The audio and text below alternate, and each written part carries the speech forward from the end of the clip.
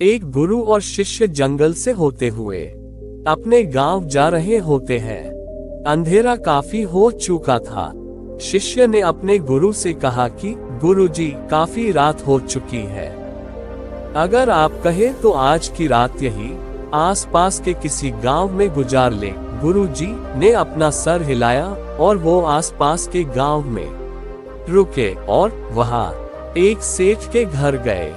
शिष्य ने सेठ जी से कहा कि यहाँ पर हम भ्रमण करते करते पहुँच गए हैं, और सेठ से विनती करते हुए कहा कि सेठ उन दोनों को एक रात के लिए आश्रय दे। सेठ ने दोनों को देखा और मन ही मन सोचा कि यह दोनों गरीब लगते हैं, इनसे मुझे कोई लाभ नहीं होगा। ऐसा सोचकर सेठ ने उन दोनों को मेहमानों के कमरे में ना भेजकर अपने खाली पड़ी घर के तहखाने में रहने के लिए जगह दी। तपस्वी साधु के पास दिव्य शक्तियां थी। उन्होंने सेठ के मन की बात जान ली।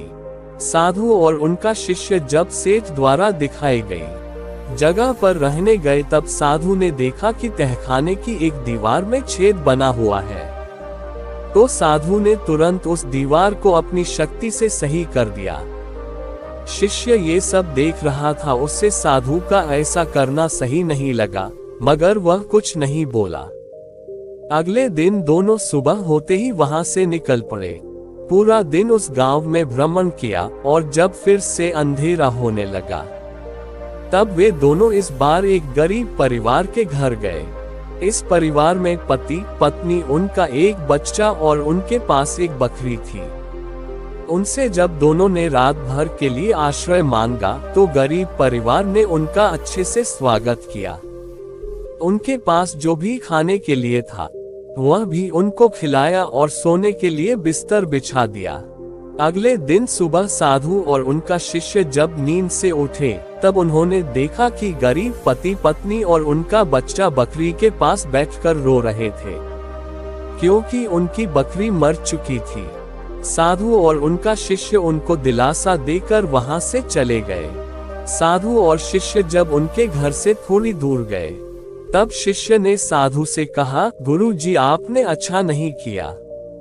आपने उस लालची सेठ, जिसके पास किसी चीज की कमी नहीं थी, उसके तहखाने की छोटे से छेद को भी सही कर दिया, और दूसरी तरफ उदार और बड़े दिल वाले उस गरीब परिवार जिन्होंने हमारी इतनी अच्छी खातिरदारी की, आपने उनकी बकरी को ऐसे ही मर जाने दिया।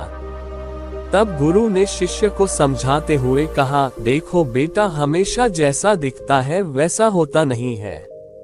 उस सेठ के तहखाने में जिस दीवार में छेद था, उस दीवार के पीछे एक बहुत बड़ा खजाना था। क्योंकि वह सेठ लालची था, तो मैं नहीं चाहता था कि उसको यह खजाना मिले, इसलिए मैंने उस दीवार के छेद को बंद कर दिया।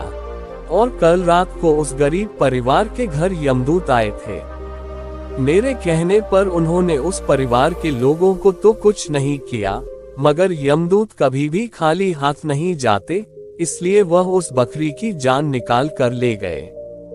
अब तुम ही बताओ, मैंने जो किया वह गलत था। शिष्य को जब सारी बात पता चली तो उसका सारा गुस्सा दूर हो गया, और उसने अपने गुरु के पैर छूते हुए कहा कि गुरुजी, मैं धन्य हो गया, मुझे आप जैसा गुरु मिला। इस कहानी की तरह ही हमें भी अपने जीवन में हमेशा यह शिकायत रहती है कि हमारे साथ कुछ भी अच्छा नहीं होता है, मगर क्या पता जो हमारे साथ हो रहा है वह इसलिए हो रहा है कि उससे भी बुरा होने से टल जाए। एक सवाल आपसे, क्या आप भी यह बात मानते हैं कि अक्सर जैसा दिखता है वैसा होता नहीं है? आपका जवाब कमेंट में हम जरूर पढ़ेंगे।